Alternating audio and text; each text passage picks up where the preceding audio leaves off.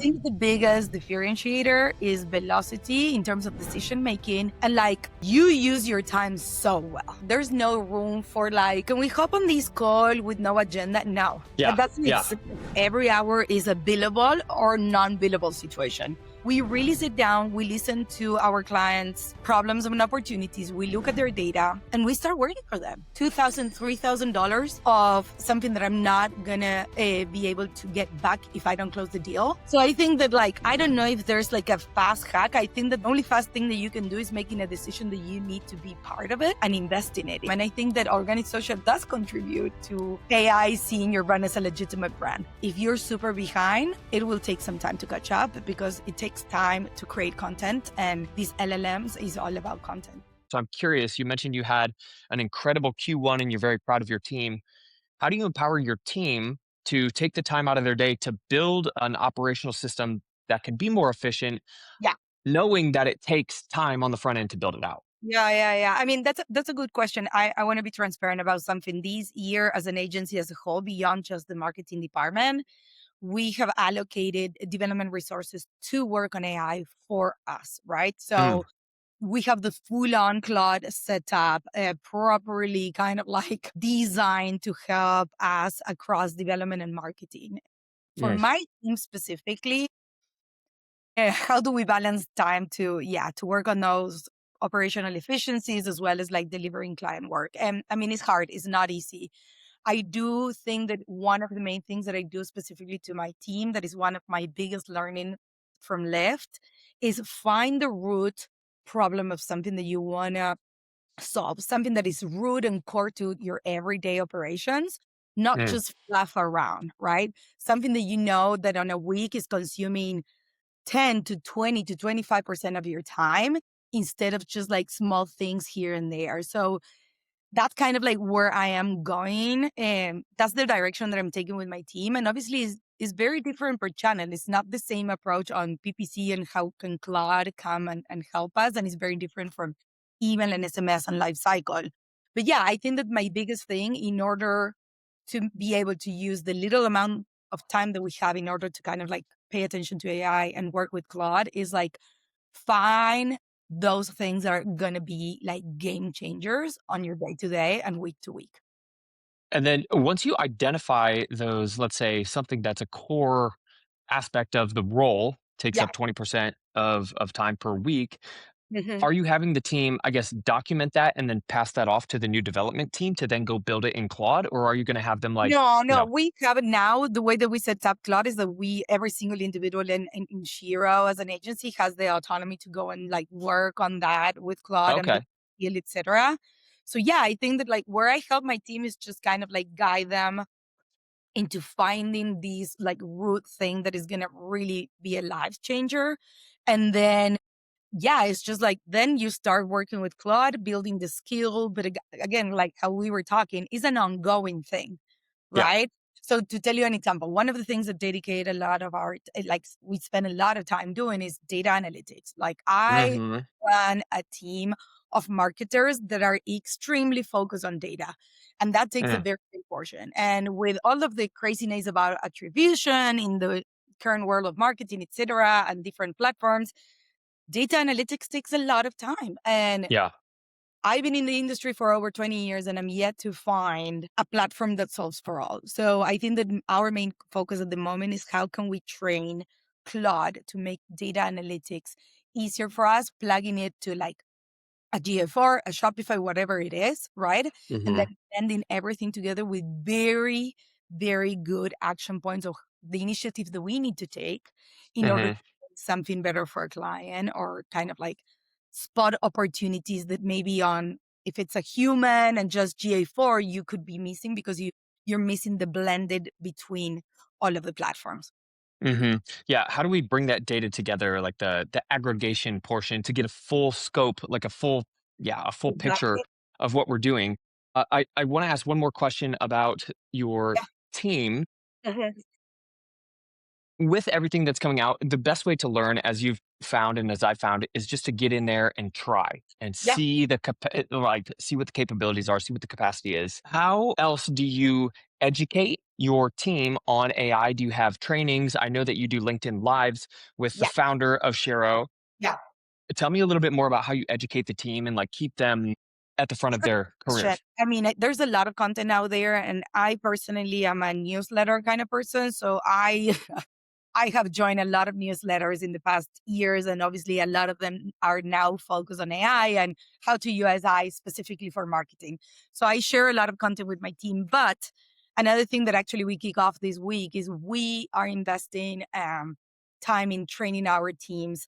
And we even have Jira tasks, internal Jira tasks, to train ourselves on Claude.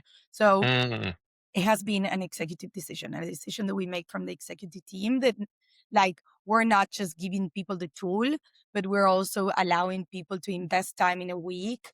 And obviously I make my people in my team make that call on when the right time is. Yeah, we're formalizing it to the point of like we have internal tasks that people now need to achieve, training themselves on Claude. I love that. And those internal tasks come from executive level or they're It's a blend of executive, but also the designated developer that we have on the AI side that basically is pushing some of what he considers with other team members basic training, right? Because one thing is kind of like just running with it and writing a lot of like prompts. Another thing is really challenging Claude into perfection skill, right? So that's where we're Mhm. trying to get. And that obviously is independent to every single subject matter expert, right? But how to use it in a way that is going to be beneficial from a business standpoint is something that we're pushing internally. And yeah, giving people the time, which time equals money, to invest in those, knowledge and skills. Yeah, I love that that's a zero task. It Like, is a hey, zero this is task. It's actually yeah. it's very funny. I have like 7 tickets waiting on my invoice that I need to find time to complete. But yeah, I mean, we are formalizing it to that level, Austin, because if not, it's not going to happen. People are going to Yeah. push. In an agency, and I'm sure that you know this, client work always comes first. Oh yeah. In that mentality, it's very easy to push these kind of like internal Shiro initiatives forward because, oh, there's always a fire, there's always something that. So, in order to make it happen, we understood from like trial and error that we need to formalize it to that level of like, okay, this is an internal training. People need to go through this training, and the deadline is July 1st. Yeah. Yeah. It makes sense. I mean, if it's important, put it on the calendar, put it on the task list. But Oh, yeah, yeah. you're right. There's always a fire to be put out. Last question on the training. I've been part of organizations where there's required training every day. I mean, this was like it was a marketing guy who had a big personal brand, but like training every day on his platform that it tracked each employee's time spent and then there were quizzes afterwards. Okay. Are there any sort of for not achieving the training while still delivering, your expected No, deliverables no. for The only clients? repercussion is that you're gonna get chased by your Yeah. direct manager in Okay. order to complete it. But no, I mean, listen, I think that we're a small company, all right? We're between 50 to 55 people. The investment that we're making in having a developer dedicated to AI for us, the effort and the investment that we're making into having Claude available for everybody and properly trained and everything Hmm. that says a lot, and I think that people are valuing it a lot. Yeah. Nobody wants to be left behind. So to be frank, I don't think we're gonna see ourselves in chasing people. And everybody wants to be good at it. Everybody Hmm. wants to be relevant. And now AI is gonna have to be part of everybody's resumes, right? Nobody you cannot send a resume to a new job position without any ChatGPT or Claude experience nowadays. Yeah. So it'd be Yep. silly to take upon this opportunity of building their own sets. 'Cause, I mean, that's the future and it's here already. Yeah, yeah, exactly. You've had experience not just inside of an agency, but also at multiple different brands. Now you're Yes. working with with e-commerce clients. I'm curious from a leadership standpoint, what's the difference? Like, what do you see differently in an agency that maybe a brand isn't doing as well as an agency in terms of leadership, delegation, right, and vice versa? That's a really good question.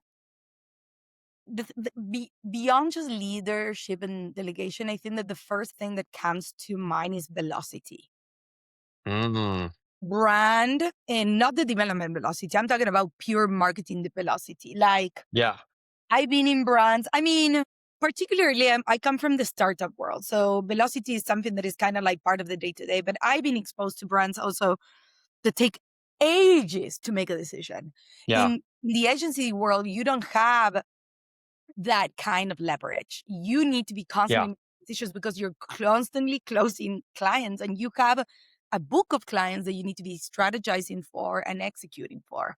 So I Hmm. think the biggest differentiator is velocity in terms of decision making and like you use your time so well. Like you know that there's no room for like, oh, can we hop on this call with no agenda? No, Yeah. that Yeah. doesn't Yeah. exist, right? Like the way that you optimize your time in an agency is so much different from the brand side. I come from the startup world where it's very common to wear many hats, etc. So the transition for me was not shocking. Hmm.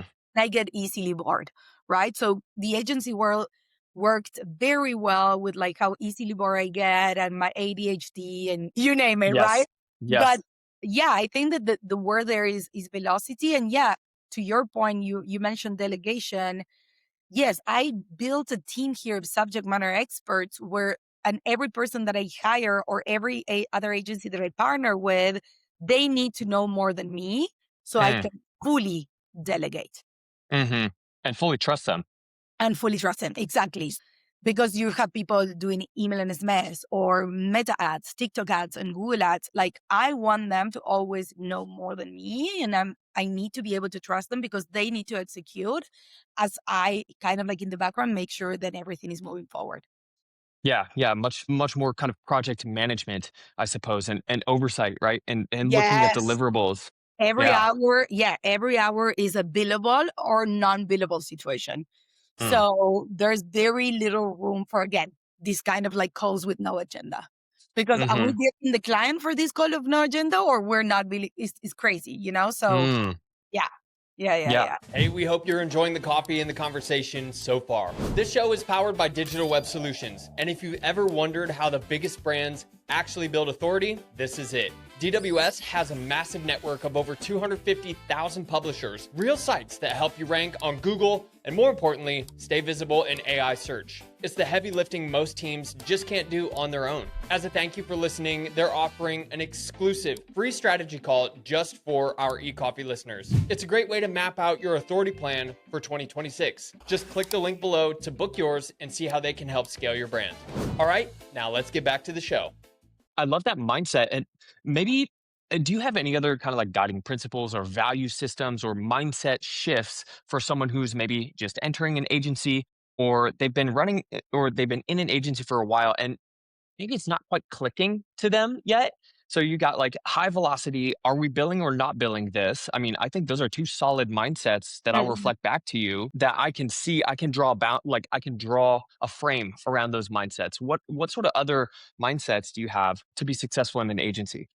Okay. Yeah. The one that I think that has been extremely successful and I learned by testing, because to your point, I came from the brand world and this is my first agency experience, is like Mm-hmm. from the first initial sales call, show them that you're already working for them.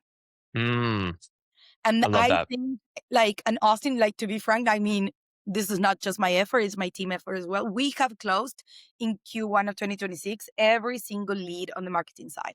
And I think Wow. because of these mentalities, like, we don't give cookie cutter solutions of like, this is package A, B, and C, and it comes with like blah, blah, blah. No, we really sit down, we listen to our clients' problems and opportunities. We look at their data. So the first thing that you're going to hear from us is like, give me access to your Shopify store, GA4, Klaviyo, whatever it is that we're analyzing. So we look at their data and we start working for them. Yes, maybe it's like, let's say $2,000, $3,000 of something that I'm not gonna be able to get back if I don't close the deal. But it does show me that if I make an investment of my team or of a $2,000, $3,000 worth of like my team's work, then it close a business that then can bring us a client of a retainer of $20,000 a month, Yes, right? man. Because Yeah. you know what I mean? Because we really sit down, we look at their data, and we come to a proposal with them that is accustomed to where their company is now, where do they want to take them, and how it's performing at the moment. It's not just Hmm. flat or the cookie cutter package solution. I really don't believe in it. And I don't believe Yeah. in it because I was on the other side. And when people were trying to give me cookie cutter solutions, I was like, that's not it. Have you looked at my data? Yeah. Do you understand how like stories performing? Do you understand where people are dropping off? And we do really do our due diligence in proposals, and I think that that's why we've seen the success that we've seen. Tying the previous conversation that we were just having of Mhm. Claude and investing in processes that take up a lot of time or can have the biggest impact on revenue, let's say, Yeah, it sounds like that would be a process to develop with lots of automations to really nail is like the front end process. Maybe it's the audit sequence, maybe it's, whatever that looks like, to then be able to be prepared to come into an initial prospect call or like a with a sales call. solid tech. Yeah, Yeah. Yeah. I mean, yeah, do you yeah. have something that's like that? Like, what does that front end process look like? Absolutely, Tell yeah, Give me the absolutely, goods. yeah. Come on. No, no, yeah, yeah. We fully have for different channels at different levels. We have Claude automated, or like we have Claude skills that are helping us analyze data faster and more Yeah. accurate, and also put very, very decent sales decks with a lot of very solid information to really showcase clients that were like really looking at their data, understanding their Mm. these opportunities. So yeah, 100%. But I would tell you, this situation happened 2 months ago that we started using properly Claude for like building and Yeah. understanding like new leads and their opportunities. Before it took a lot of time. Obviously now we're optimizing, and this is one of the areas that I was telling you at the beginning that we were looking into optimizing. Is like, yeah, how can we get a solid proposal to the level that we were, let's say, without Claude doing it, but now Mm. using Claude, reducing the time that we spend from like 10 hours to 5, right? Yeah. So Yeah. again, you're making, that's where I think AI is beautiful, is in the terms of efficiencies, not replacing the subject matter expert and their input. Yeah. The human, I mean, is more so like, okay, how can we make a very tedious process that used to take us 10 to 20 hours to put a solid proposal together, have it in 5, and Mm. still be as solid as or better as when it was like being driven by the human itself.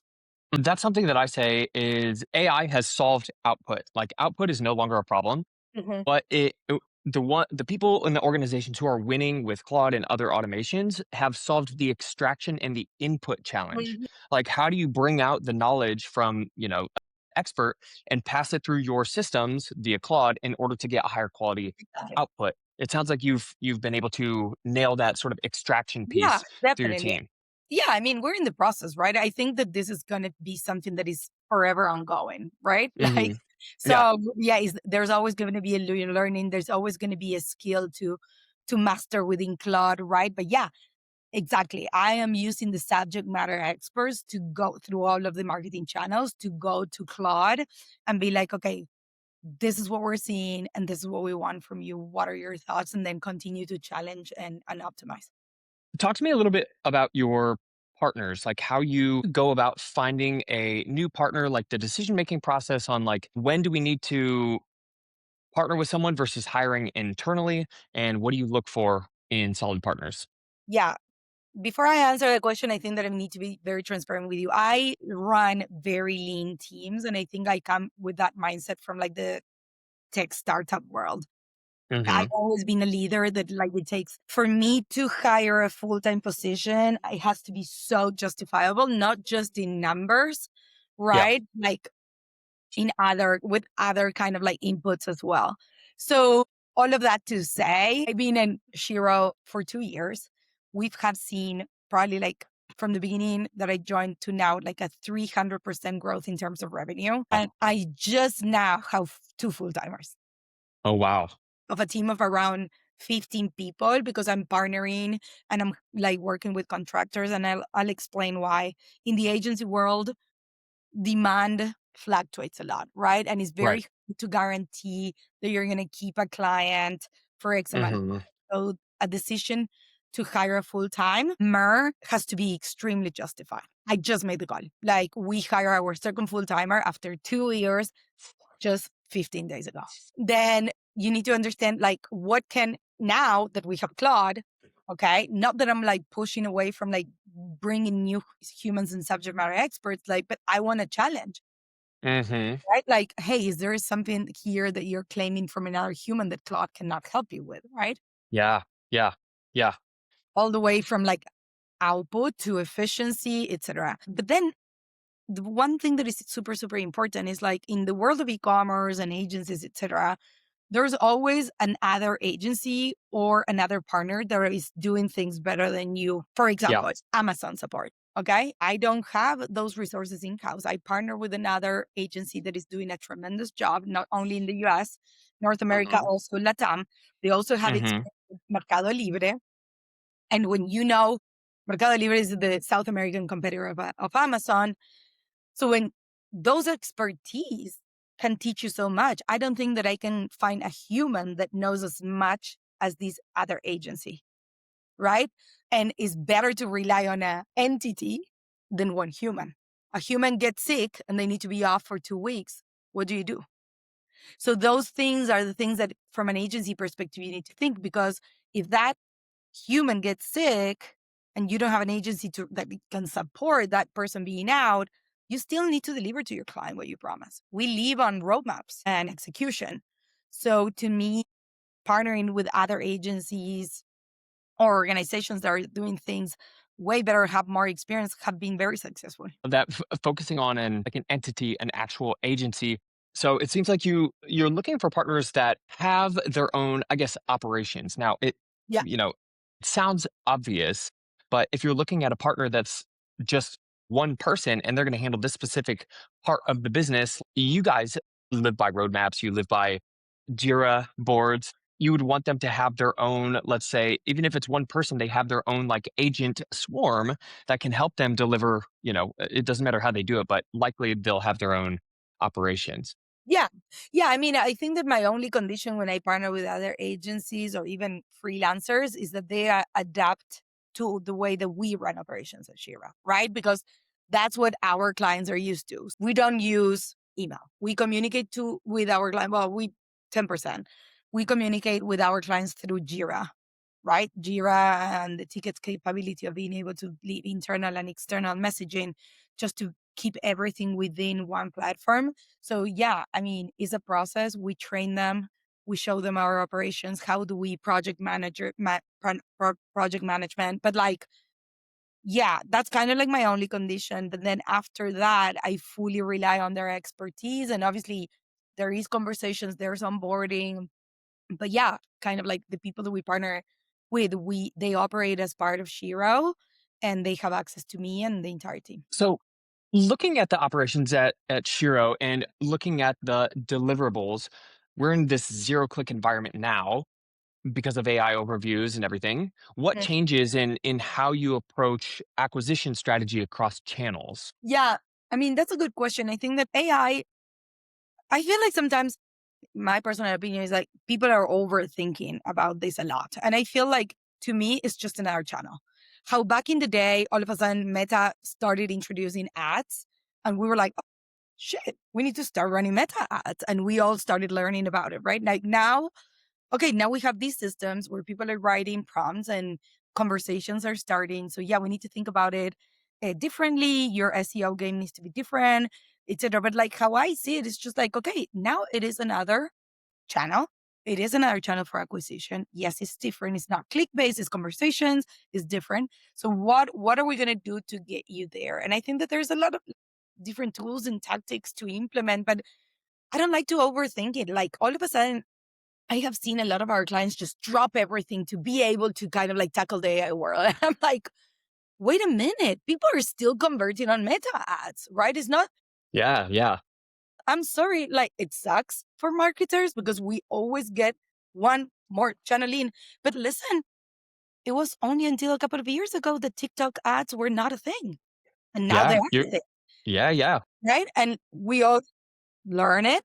We are all doing it. Then TikTok shop, blah, blah, blah. Okay.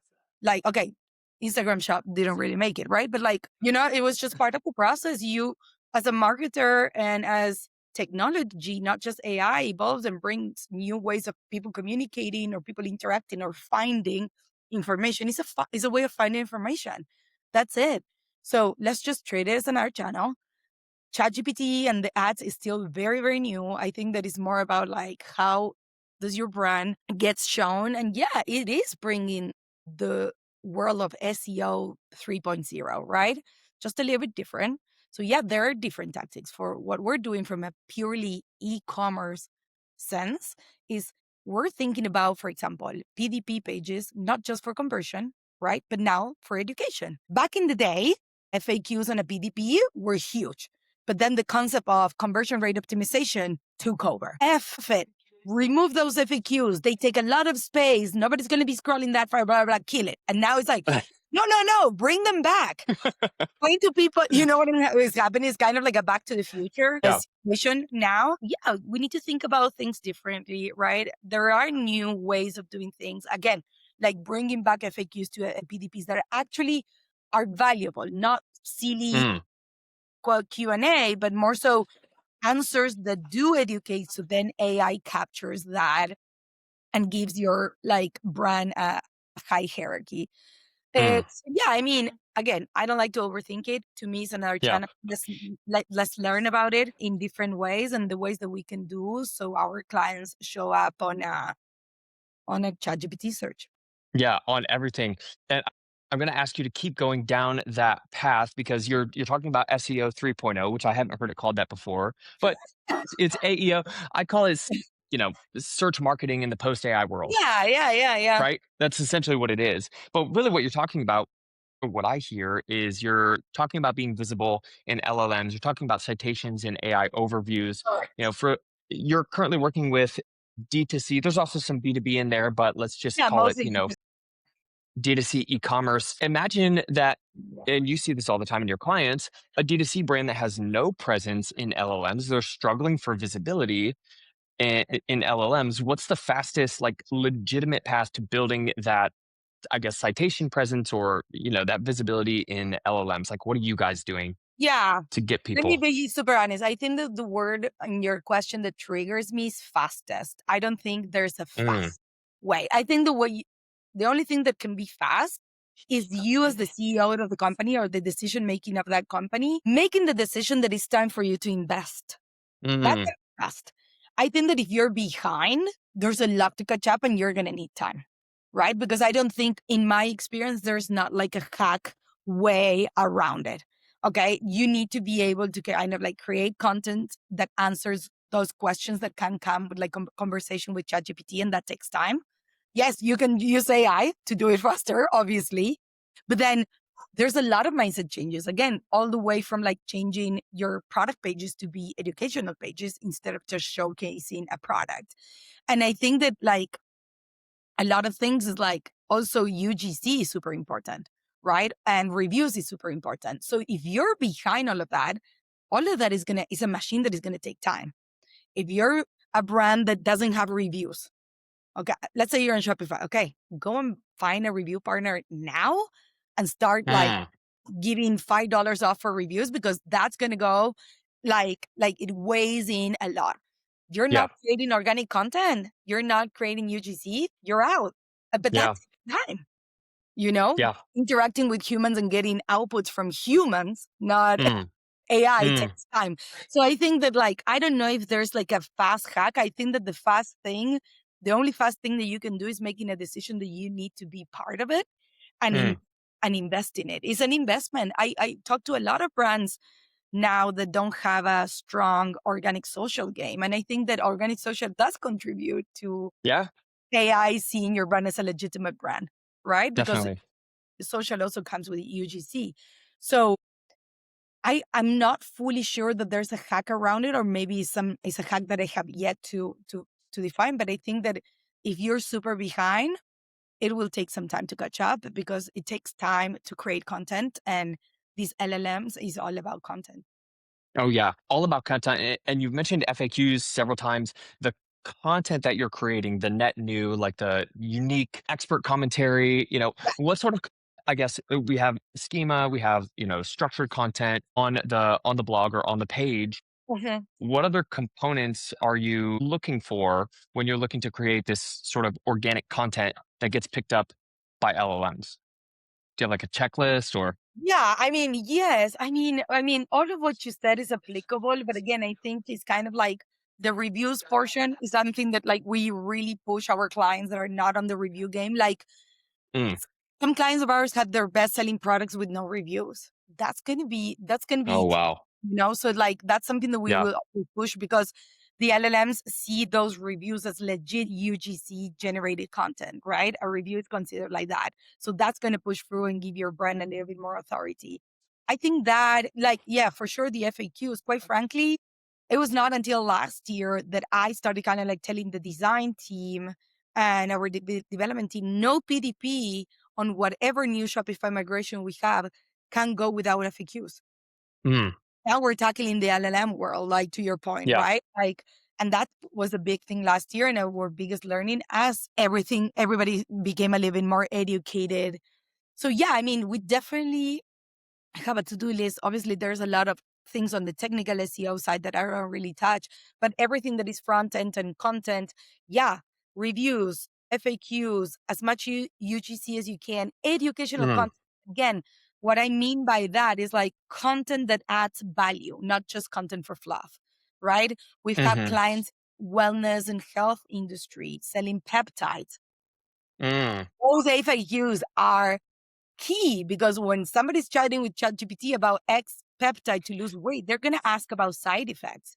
They're going to Yeah. ask about what happened if this happened? What if I see this? What if I see that? Can I pair this peptide with these other peptide? So all of those are kind of like golden when it comes into an FAQ instead of just being like, do I get some side effects? Yeah, obviously, but like let's get deeper into the education portion of those FAQs. And again, it really depends on the industry, right? I think that the Yeah, health yeah. wellness industry with GLP-1s and peptides opens is beautiful because it opens a lot of opportunities for blog content and Yeah. PQs because it's more related to one's body. But yeah, there's definitely a checklist. Um, but also I think the biggest portion, Austin, is making sure that that content gets updated all the time. It's not a Yeah. matter of like writing that content and letting it sit there Yeah. things change and you would need to become current. Yeah, can't be set it and forget it. I like that, Totally. there's the your money, your life content. I feel like it's your body, your life content. It could be. So as we kind of, wrap up the conversation here, Candy, you keep mentioning this educational aspect, and you can educate your prospects or educate your clients through your, like you said, the PDP, adding FAQs to those product description pages. How does this educational aspect come into play, not when you're trying to help your clients gain more customers, but actually for Shero Agency, how does that impact your client acquisition? How are you educating people? That's a very good question. And honestly, I always talk to this with our CEO, Beth, and I leave at the concept that I'm always going to be behind. Okay. So like, it's kind of like Hmm. in the under pressure of like me making sure that I'm always reading and I'm always educating myself and my team. Right. Yeah. I think that we live in a world that quite frankly, yeah, every day there's something new about AI that we need to learn or about Yeah. anything that we need to learn. Right. So again, I think as an agency, as a company, we make an effort to stay on top of things. It is literally impossible to learn everything, especially in the world of Shopify, that everything is an app, a plugin, and a tool, Yeah. right? But I mean, yeah, we invest a lot going into events. We Mm. invest a lot in our relationship with partners, a lot, Hmm. a lot. Mm. Mm. We have dedicated team members talking to our partners, not just Shopify and not just because of leads, but we're talking to Klaviyo, we're talking to Shoplift, we're talking to Patchworks, we're talking to whoever you can think of in like the e-commerce world, and everybody is a source of information, Mm. right? Because Klaviyo, let's say, they're going to be talking to you about email and AI, Mhm. right? Another partner is going to be talking to you about data and AI, right? Mm. All of those relationships and investing time in like sending our team to like e-commerce events and not just shop talk, right? But like other small ones that are dedicated to certain specific topics. I'm going to one in New York in a couple of weeks and it's all about, yeah, AI and a specific vertical, So Mm. so you gain information and knowledge in one subject specifically. But yeah, I think it's a lot about making sure that you're investing in that, putting yourself out there, reading, even if you disagree. I disagree with so many opinions about like what ChatGPT is gonna do in terms of ads. I think that people are speculating a lot. At Yeah. least Yeah. you're reading, educating yourself, and you can generate your own conclusions. Mm. I love it. Sending like investing in your people, investing in your partners so they can go out and specialize and focus and bring that back to the And you agency. learn it. Yeah. I mean, we won't get into it in this conversation, but I think the nature of work, I think the nature of agency structure is changing. And what we see agencies how we see agency or organizations even in the next 5 years is going to be different than what we see now. Absolutely. It's just going to be different. Yeah, par- particularly with these agent swarms that people are building for themselves in their specific role based on their specific point of view or worldview, and will be able to bring that sort of organizational structure and worldview to multiple different clients at the same time in multiple different agencies at the same time. That's Correct. kind of how I see it shifting. Like all these Yeah. yeah. Yeah, that's a good point. I'm a big believer that in the agency world, I mean, there's a lot of kind of like we're competing against each other. And I think that what's going to happen, and this is just my personal opinion, agencies are going to start to specialize in certain specific things. And that's going to make us team up more than compete against each other, just being jack of all trades and master of none. I think that is going to be the opposite. I think that like agencies are going to turn to like master in certain specific things and then partner with those other agencies that they have not mastered in. So yeah, I totally see that dynamic happening. I already seen it with how I deal with other agencies and partners. Yeah. So I don't know, just my personal opinion, but we'll see. Yeah. I mean, that's exactly the point. That's exactly how I'm thinking. Like Yeah, deeper specializations, but more, almost like a almost like a fractional C-suite that's running right, each agency, right? right. Yeah, Yeah. 100%. Yeah. Yeah. So, Candy, thank you for being here. Where can we learn more about you and about Shiro Yeah, Agency and no. We just launched our new website, so go check it out. We're super proud. Obviously, another thing that is a work in progress is a website. Is never like a said and done. But yeah, SheroCommerce.com. I'm on LinkedIn, Cande Rybecky. So yeah, thank you so much for having me. amazing. Yeah. I hope people reach out to you because you're an absolute joy to talk to and you have so much to share. Thank So, you so much, it's Austin. great. Thanks for being here. Okay, thank you.